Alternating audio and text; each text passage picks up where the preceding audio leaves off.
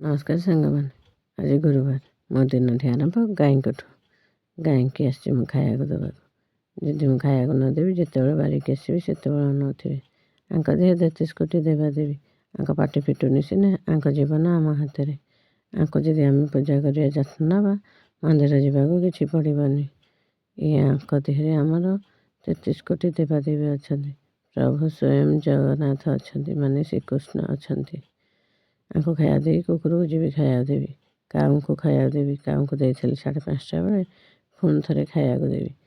ଯେମିତି 5:30 6ଟା ହେଇଯିବ, ସେମିତି ମୋ ଛାତ ଉପରେ ବସିକି ଯେ କାନ ଫଟେଇ ଦେବି ମୋର କା କା ହେଇକି। କୁକୁରକୁ ଖାଇବାକୁ ଦେଇକି ଯିବି ମୁଁ କାଉଙ୍କୁ ଖାଇବାକୁ ଦେବାକୁ। କୁକୁର ଛୋଟିଆଟା ହେଇଥିଲା, ମୋ ସାନ ଶ୍ୱଶୁର ମୋତେ ଆଣିକି ଦେଇଥିଲେ। କହିଲେ ନେ ଆକୁ ରଖିବୁ, ତୋ ଝିଅ ଦେଖି ଦେଖି ଖାଇବ। ମୋ ଝିଅ ବି ଛୋଟିଆଟା ହେଇଥିଲା। ତାକୁ ସମସ୍ତେ କହିବେ ତୁ ମମତା ପୁଅ।